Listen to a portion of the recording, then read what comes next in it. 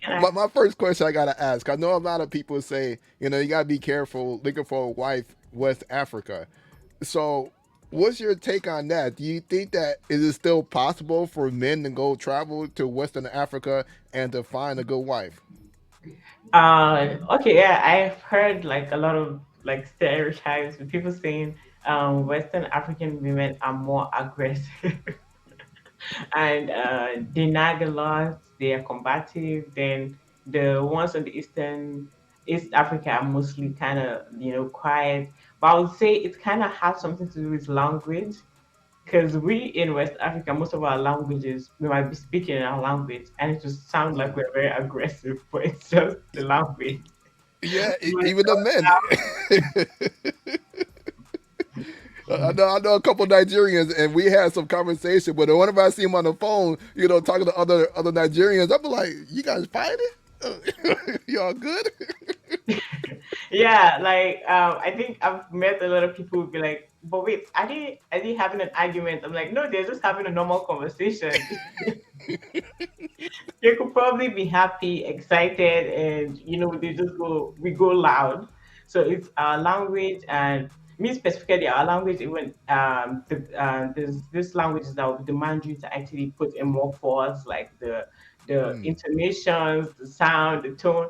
So naturally, that language has influence on the way we speak and also speak other languages and Okay. behave. So it has influence on that. It affects it.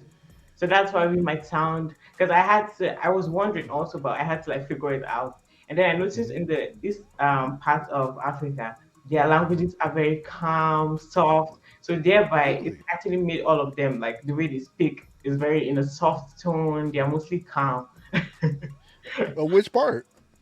I think in East Africa, most I would say Hmm. there's like Kenya, Uganda, there's Ethiopia. All of them they sound like very soft spoken. Yeah, And they're I sweet people noticed that. also. They're more calm though, actually, when it comes to behavior also. Interesting. So, but then, I got a question since we're talking about both sides of Africa. So, one of the questions one of my subscriber asked me before I even got you on, he wanted to know where would be a good country or some of the places a black man that is, should find a wife, or is actually, I would say, which actually is more accepting of a foreigner from United States uh, to come to their country, or would be accepting of that Okay. type of man. Well, I would say every country in Africa that has people that look like you. You understand? As long as those people look like you, I think you can go anywhere and blend in. Like you would work in Africa if you. I think it's only when you speak that's when you're gonna stand out. But just moving around normally, it's like a day-to-day life. I'll just see you like a brother. Like this person's an African. It's not something that's gonna come in my head to think like, who is this? It's a normal. You just moving and moving around like everyone else. Everybody looks like you. There's no difference with us. I think the only difference is like there's a different look. Maybe our facial appearances.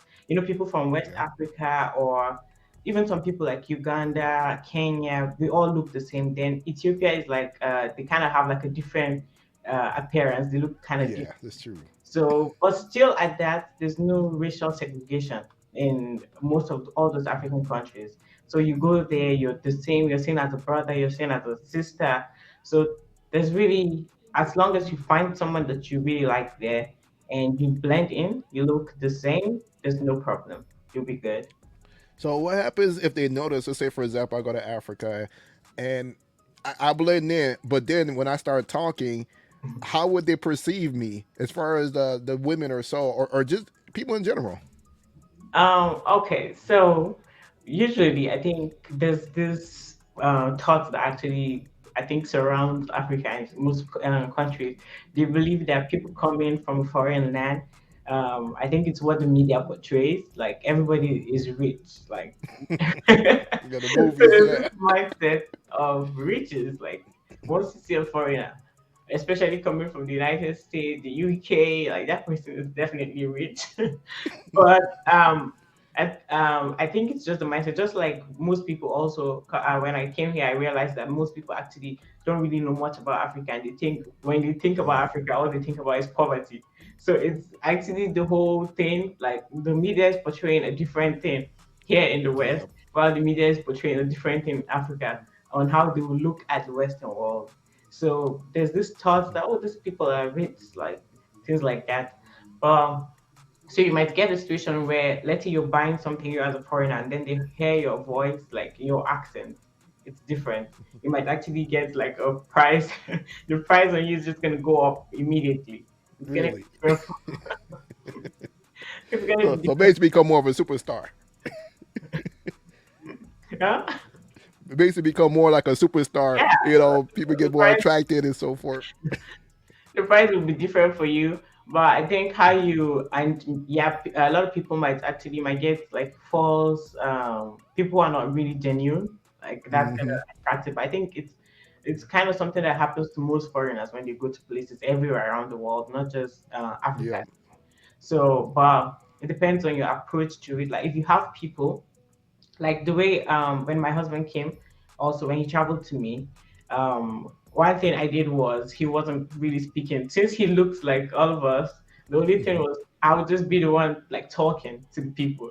Since we share the Yeah. same accent, there's not gonna be like cheating and the rest. They'll just take it as a normal, day-to-day life. No need to actually be extra or anything.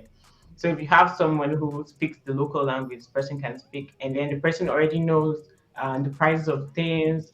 The person know if someone is kind of being fake to you or anything. So yeah, there's that. Yeah, yeah, I know. It's the same thing in Latin America. I know I've done that a lot with my wife. Whenever, especially whenever her country or just any other country in Latin America, because my Spanish is decent, but Yeah. I don't have that good accent. So I Mhm. always let her do everything, like for information, for how much things cost, and whatever you can think of. Just because I'm not trying to pay extra, I'm not trying to pay that superstar price. Exactly. So it's actually good to do your research, like research on how things are done there, so that you can get the same treatment, and you're not going to get cheated by people. But once you know what you're doing, you know what you should expect from anything. I think it's hard for people to actually try to cheat you. Yep, exactly. And I always say that, I always tell people, especially on my channel, do your research before you travel. You Yeah. never want to go there thinking that every country culture is the same in any other country. That's false. That's ignorant to think that. So I always tell people, like, Yeah. learn the culture, know what's going on, read up, do your research, whatever you could do. And also the So mistake people make, like a common mistake foreigners make, like coming from a foreign country, you feel like your money goes far. Already your money hmm goes far a lot in foreign country. When you go like to maybe Africa or the rest, like definitely they're calling prices for you for some certain things. You might be like, oh, like it's nothing. I was just paid. But before you know it, maybe slowly you might actually be running out of money. yeah, yeah, And I think it's a good thing if you can keep some of your money also, so it's not bad to kind of want to get the same prices yeah. that Try to haggle locals like the get. locals.